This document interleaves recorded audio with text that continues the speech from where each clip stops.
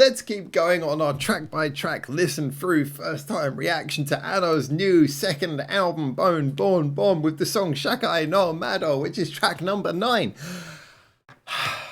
All good? And like I said, this album has been incredible so far. It has been living up to my expectations. I'm really enjoying it. We've just come out of an interesting transition. I've been talking about how this album, despite a lot of the tracks being pre-released as singles, it seems to flow really well. I said this actually about Ano's first album, which obviously was split into 2 parts, but there was a lot of pre-release singles there, as it was originally kind of put together from a collection of the songs that she'd kind of released one at a time when she first became solo, but then it was sort of amassed into this really good sounding album. Here, though, similarly, despite a lot of these songs being pre-released, this album is going for a beautiful flow, and it had up until the last song, Swim in Sleeping Tokyo, been kind of slowly just becoming more calm, going from craziness down to this introverted calmness.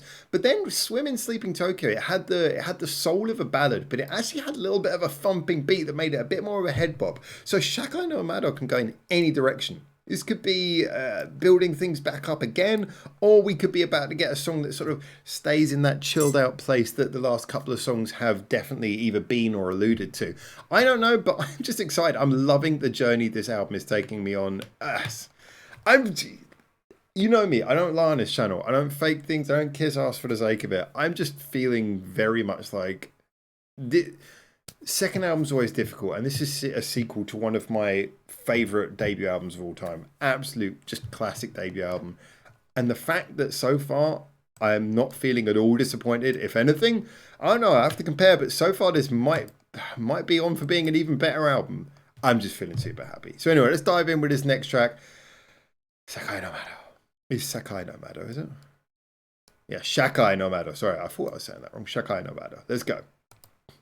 感情の波をかき分けて愛憎の身を泳いでるすごく大好きだったのにあのバンドのメジャーデビューシングルがオリコン初登場のないその瞬間にあのバンドは終わっただって私のこの気持ちは絶対シングルカットできないし誰にでもできる昼の仕事と誰にも言えない夜のことどこにも行かない悲しみとどこにも行けない私のことアルバムの中が巡らいで通れるくらいがちょうどいいだから私のこの気持ちは絶対シングルカットさせないし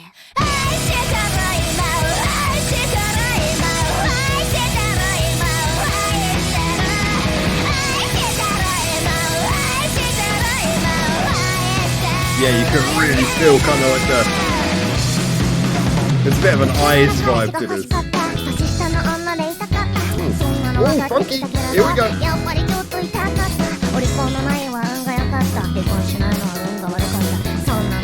The interplay between those 2 guitars and the bass. Oh, the keyboard as well. So much happening. 声しか出せないからあんな声で歌ってるんならかわいそうだからもう少し我慢して聞いてあげようかなって余計なお世話だよ Love it, love it. That kind of off the cuff feel.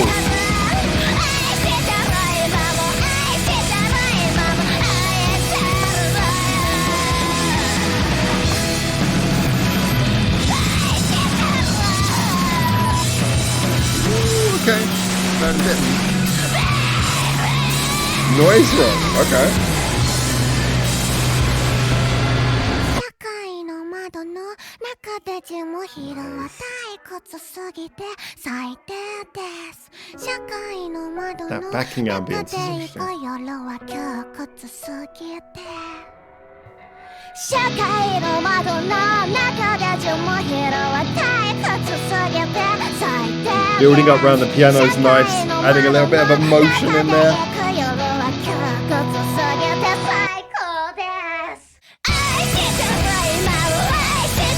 Kind of going from that ballad emotion into that raw energy emotion.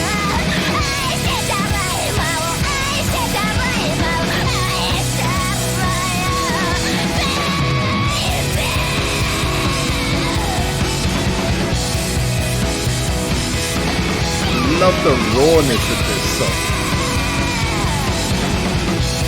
It kind of has the energy of an Eyes song at the same time.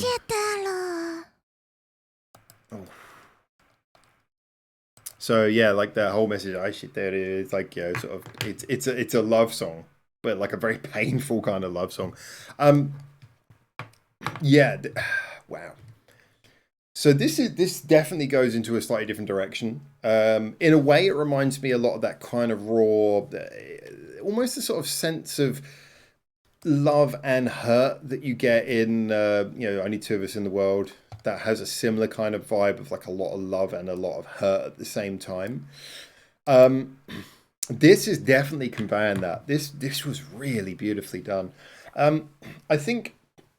Again, this has the vibe of something that you would do as an album track because it's not written to be like a catchy single. And yeah, it might become a single because people might just relate to it and they might catch on, who knows. But this feels like a song that's very much free of being written for that kind of purpose in the way that a lot of pop singers, they just kind of like release a slew of like attempts at singles. This definitely feels like a song that's much more personal. See who's got the writing credit on the music, because again, this reminds me a lot of it definitely reminds me a lot of like that feel that Eyes songs had, that kind of very raw emotion that a lot of Eyes songs had. So Sekai Kan Ozaki, okay.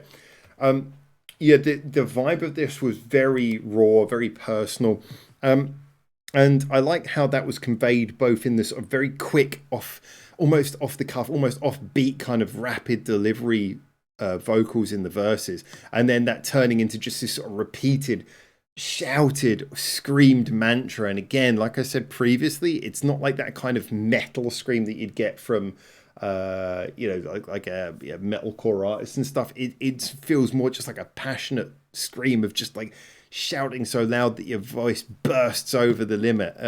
It doesn't feel like some sort of planned thing. It feels like she's just sort of like saying it so loudly and so passionate it's bursting beyond the limit of like a normal singing voice. So I really love how that was done. That breakdown in the middle where it goes quiet and you kind of got this like background sound of just like some kind of public place ambience, and then the piano comes in, it gets a little bit of emotion but then builds up beautifully from that kind of, like I say, that dramatic emotion, that ballad emotion builds up, and you can feel it slowly turn into that rage type emotion that's very much key to the end of the song. So yeah, it feels like an Eyes song in many ways. If you don't know, Eyes being the punk is a bit reductionist, but mainly punk, but kind of punk noise rock band that Anna was in until quite recently. The band's taken a step back now, a step away.